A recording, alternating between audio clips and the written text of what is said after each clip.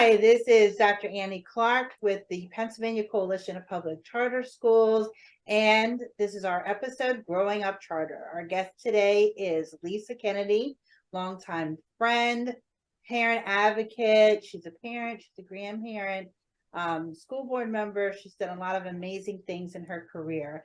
Lisa, how are you doing? Good morning. I am staying buckled to my seat because the weather is extremely windy. So I'm sure everyone is experiencing similar situations. But Absolutely. I'm good, and thank you for having me today. Oh, you're our first guest, and I'm so glad to be starting this episode, Growing Up Charter, that you're my first guest because you're my great friend and I love you so much. I love you too, and it's my pleasure to be here to encourage others in this area of advocacy. Absolutely. Me and you both have been working with parent advocacy, starting out as parents ourselves in the education system and wanting things to change. But tell us really about your background. How did you become a parent advocate?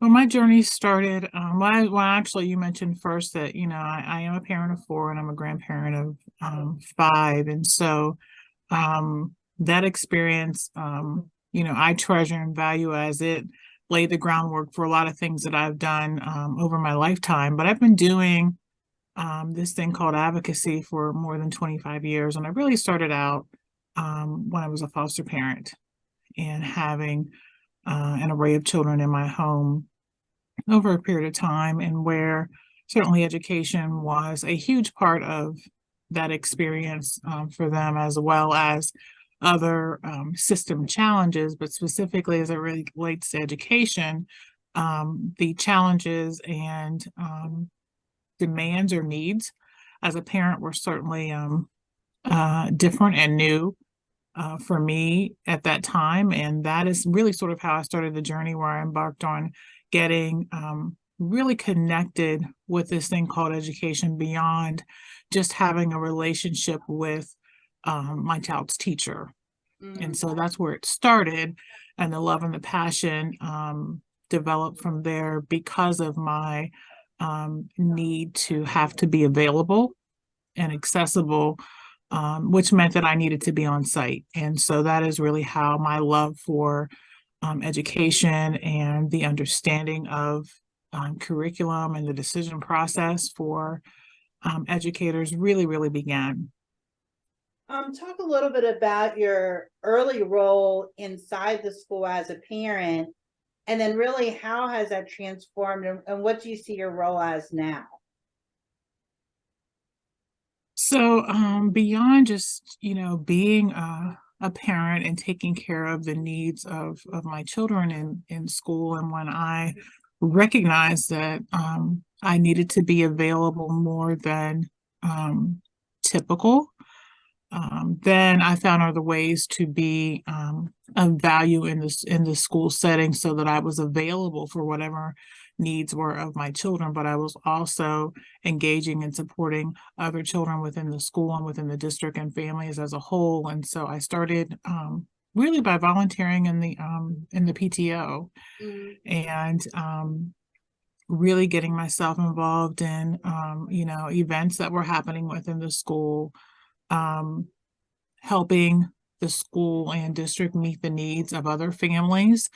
And again, that could be academic, that could be social and emotional, that could be needs of a child and their family outside of a school setting. So that's really sort of how I got the bug, so to speak, for this particular work. And then that grew into being able to be connected into the training arm of things happening within the school district, and being able to be included as a volunteer within the school and within the district, and help serving on certain committees and boards, and participating in district educational opportunities was really how it began for me. And so then my next step was really moving into then taking that information and becoming a train the trainer, and taking that information back and sharing it with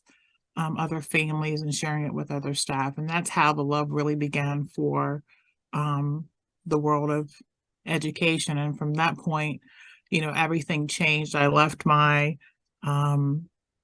profession at that time and really just shifted into one, being the full-time parent and being available at all times, but then really delved really into this world of education.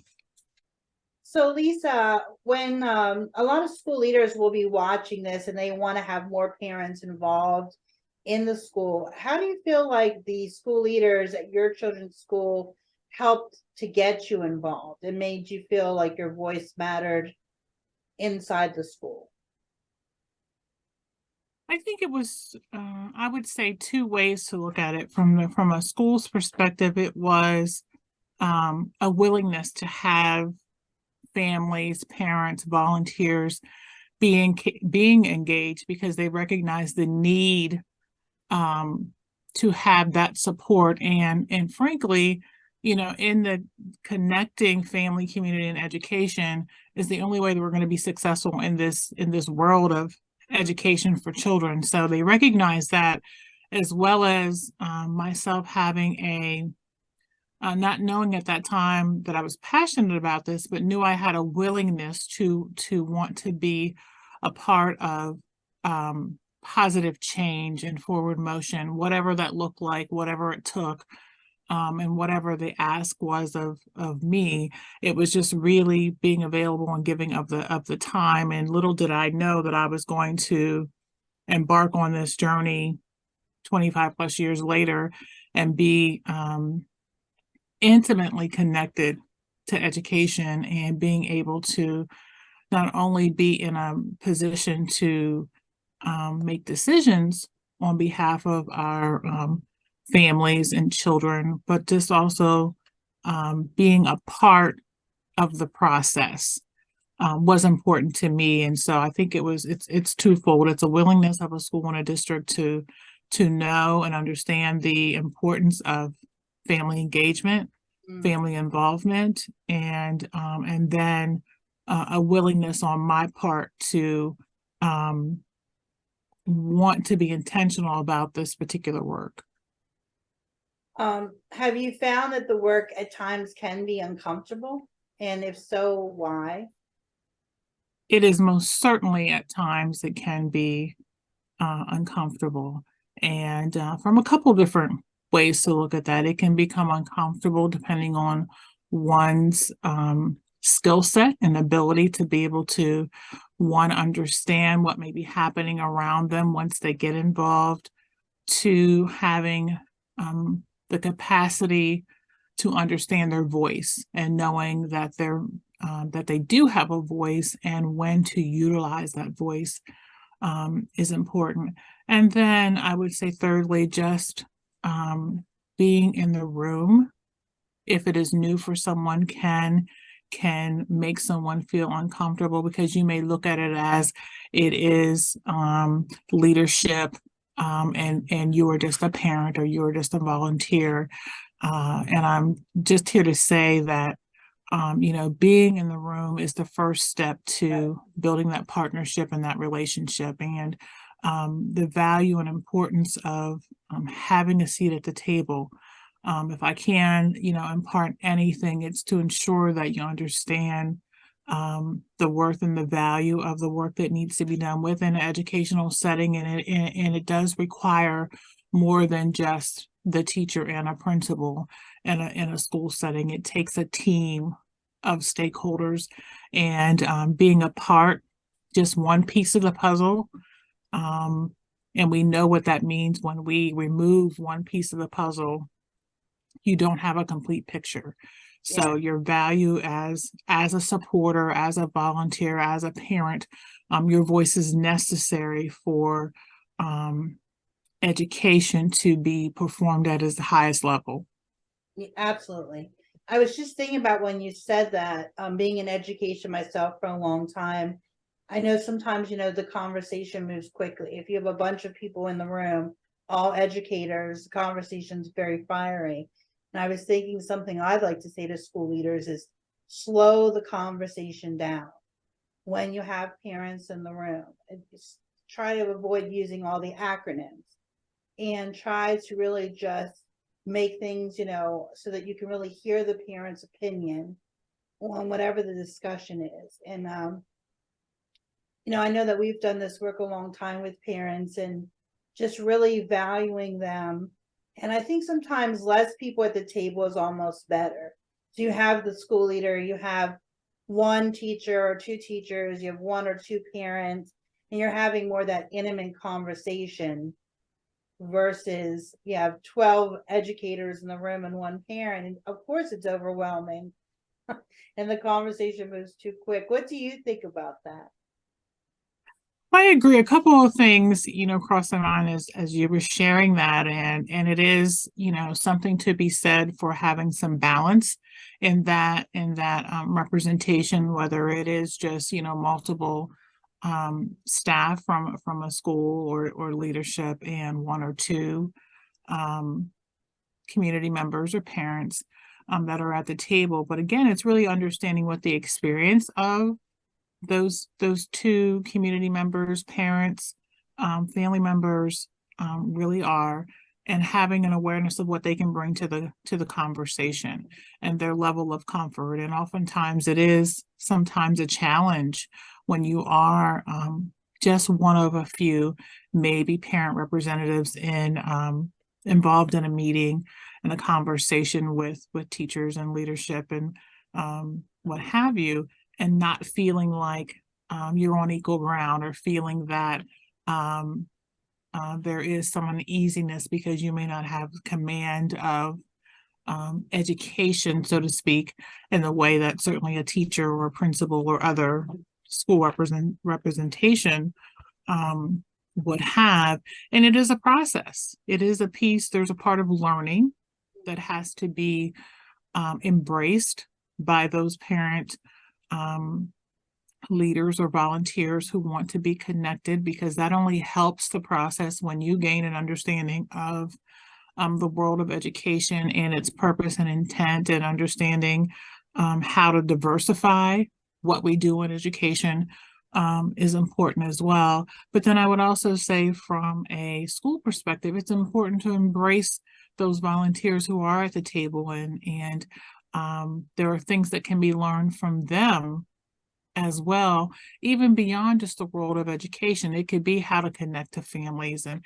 it could be understanding the community in which they are working and serving in. It could be learning who the important stakeholders are that you want to connect to bring them into this partnership between community and school. So there's a benefit to both sides really having a willingness and an open heart when you come to the table. There may be some intended goals of the work that you're coming together to actually complete, but sometimes you have to take one or two steps backwards to lay that foundation before you can actually just immediately just jump right in and start addressing or communicating about a goal, and learning, individuals levels of comfort and skill set along the way is important to building that team as well. I think that you lead into a place. I mean, that's one of the first things that I always do in training parent advocates is I always start with what is the skills that they have. And many of our parents have so many skills, and understanding community is one, and bringing authenticity to our educational system is the other. So what were some of the skills that you had early on, or that you try to bring out in your parents when you're working with them? Like, what are the first couple skills that you really ask parents to sort of step into or give them? I think, well, for me, coming from a business world, and so I was used to group meetings and large group meetings, and I was used to utilizing my voice and speaking up, and I was used to leading conversations, and I was used to, developing agendas. So some of those pieces were not learning curves for me, but I would like to suggest for those who are considering or maybe early on in this process, it's really understanding and knowing as um, the volunteer or the parent or whatever role you're playing, um, know your skill sets. What are your strengths? What can you share? What can you bring to the work that's being done in your school or in your district?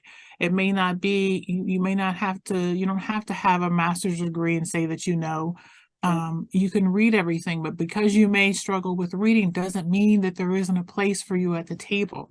So understanding that what your strengths are, it may be connection, it may be personality, it may be information, it may be experiences, it may be your ability to connect with those tough students or those tough families or those challenging situations that may arise. It may be that you're an excellent communicator, and so it's just really being able to, when you enter that conversation with a school or a district, it's really sort of knowing what your strengths are and knowing where your comfort level remains so that you aren't in a position where you're asked to do something that's out of the norm for you or may not be within your skill set, or you may have to decline and feel uncomfortable because you need to decline because it's out of your element.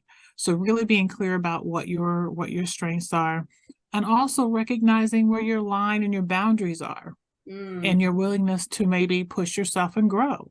Is this an area that you would like to try to learn to better understand or mentor someone along the way, or be a mentee so that you can build those skills as well? So you may not necessarily need to be a public speaker or lead the meeting, but you still have a voice. You still have things to share, information to share. You still have connections that you can make with that information, and then take that information, that work that you're doing with that team, and share it with your family and share it with the community. That's right. I love that. I always have said this. I've said this about children and definitely about adults. No one can make you a leader. You become a leader as soon as you believe you are a leader. And I've seen this in little children when they walk into kindergarten and they're so full of purpose and pride in the way they walk down the hallway. No one's telling them they're a leader. That's just what they possess within themselves. And I believe that's true about our parents as well. As soon as they see something in the school that they're like, hey, I can improve upon that. That's, not just an issue for my student. It could be an issue for all students. And they believe that their voice matters. Their voice does matter. And so I always encourage our parents to just use their authentic voice and just Absolutely. really honest about how they feel, what they're seeing and experiencing. What do you think our schools could do? Like, what's a school leader wants to start parent engagement? What would be one of the first things that they could do to welcome parents authentically into the school for a meeting? Could I comment on that last piece you made about the parent being leaders first before I answer that? Because what came to mind was really just for parents and family members to understand that leaders aren't always based upon the title. And so sometimes we certainly, depending on what kind of meeting and where you're going, there's going to be, different hierarchies in the room, and there's going to be different levels of leaderships and title, but understanding that anyone can lead from any seat at the table. Right. And really knowing and understanding that allows you to set titles sometimes aside when that work has to be done, because if we are working collectively and building leadership and relationship, it really isn't about the titles, because you aren't just the parent, you aren't just the community member, and it isn't just the principal or just the social worker or just the teacher. We're all coming together collectively for a common goal. And if you look at it as an inverted triangle instead of the regular triangle where you're trying to work your way up to that point,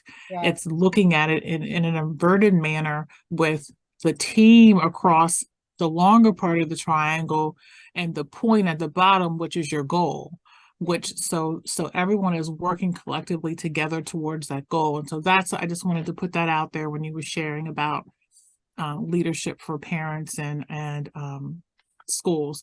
Now refresh me on your question again, you just asked. Yes, I was wondering, as a school, as if you're speaking directly to the school leaders, what could they do to authentically welcome a parent in? Like, what's that first thing you think that school leader could do to really make that parent feel comfortable coming to the meeting? I always feel and always share that your first opportunity, your first connection with a parent or community member coming into your building starts with who is the first face they see, which is usually the assistant or the secretary or someone at the, a lot of times when you have buildings with security, you may be interacting with or interfacing with someone immediately when you arrive, which may not be the secretary, maybe somebody in security or something like that getting through. But when you get to that office, the first person you usually touch is going to be someone in an administrative sort of role, secretary, assistants, and oftentimes it could be, the principal. But it is about how you receive those guests when they are coming into your school building and creating a welcoming environment and embracing them, no matter how they show up, because you are going to have those challenging parents. Know that coming in, that you're going to be faced with some challenging situations. And so if you are prepared for those kinds of things, instead of when it happens, you have to get prepared when you don't have the opportunity, you have an awareness of the array of situations. And again, it's also important about knowing your community.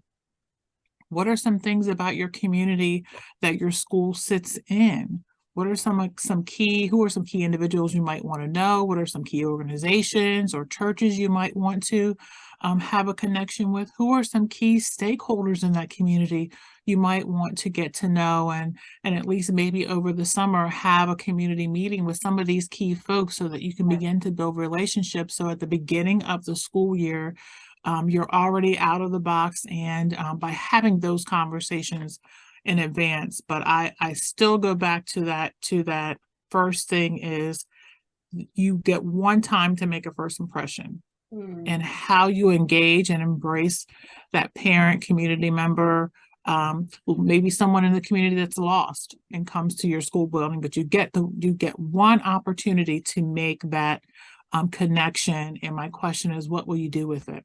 Yes. You make or break your connections on that first embrace. And so I would say to school leaders to be mindful of that and understand that, the secretaries and those who are serving in those roles, who are the initial contacts, they have a lot of power in your ability to be successful in engaging the community. And so you might want to take a look at who's sitting in that initial seat.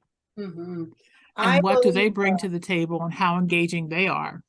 One of the best comments I ever heard from Carlos Lopez, which we both know, he said the best presentation he had ever saw was given by the janitor, because he said if the janitor knew the mission of the school, he knew everybody in the organization knew the mission of the school. And I believe that is the best testament to a school, is when you don't really know who the principal is, that everybody is sort of demonstrating that they could be the principal.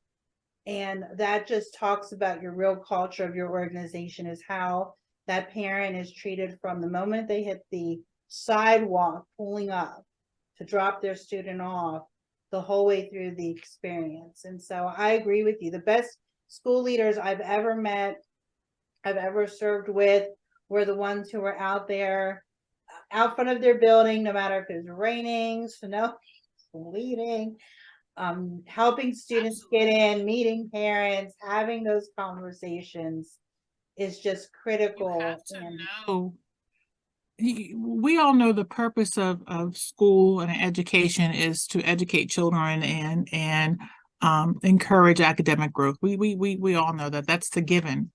However, that is not where you have to start.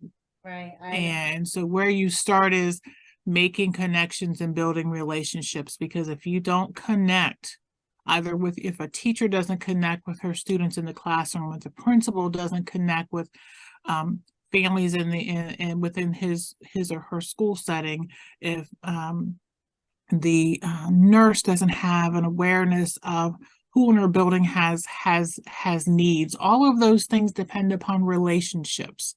Yeah. And so students know when they're coming in that their goal is to learn, but everyone learns differently. Yeah. Everyone comes to school with a different skill set. Some will come prepared to learn. Some will come with fears. Some will come with high needs. There are going to be a range of students that are going to enter your classroom. And so it's so important to build that relationship, make those connections early on, because, you know, it's easier to educate when you make those relationships and those connections and students know you care. And by making those connections, they learn very early on if you care. Because if you really want to know what's happening, you know, in your school, as you talk about culture, as you talk about student achievement, as you talk about growth, as you talk about awareness, ask the babies. That's right. They will tell you, they will tell you you. each and every time Yeah. exactly what's going on and what's the connection, and you will garner whether there's a love for education, whether there's a love for school, or they enjoy coming to school, or is it some arduous task they know they have to do every day. That's right. You know, so understanding where the role that education plays in each family's life is different. So knowing that based upon a family's needs, their circumstances, their journey, their experiences, all those things, which is a given, that teachers and or school administration may not know initially in the beginning. Yeah. But if you are aware that I cannot be successful in the school setting without making connections, without building relationships, without understanding whom it is that we are serving. If you take the time to do that piece of the work, I promise you the educating part, literally the piece of the work that has to be done, Yes. that you're measured against, is going to be easier to achieve. Absolutely. Absolutely. Well, this has been a fantastic conversation. Me and you could always spend all day talking about education and parent engagement and everything good about schools. Is there any final thoughts that you want to share with our audience? I'll definitely have you come back so we can talk more about parent engagement, but is there anything you want to leave our audience with? I would just say, well, first of all, thank you for the opportunity to share today and just share a little bit about my experience and the joy that I have found over the years of doing this work, which is a love. And so when it's a love, it's really not work. It's something I look forward to always. And so I would say the last thing I would say in parting words is just encouraging community and family and parents to get engaged and really understand that the educational experience doesn't move forward without them. So there is a place for you at the table. There is a place for you in the work. There is a place for you in supporting other families. There is a place for you to highlight talents and gifts. There is a place for you, each and every one of you, at the table, and know that everyone does not have to be a facilitator, a teacher, a leader. It doesn't have to, always lead the group, because everyone has strengths. Everyone has something to share. And I encourage you to embrace the educational journey of your children and your community and get involved. That is wonderful. And I agree with all of those statements. Thank you so much, Lisa. It's my pleasure.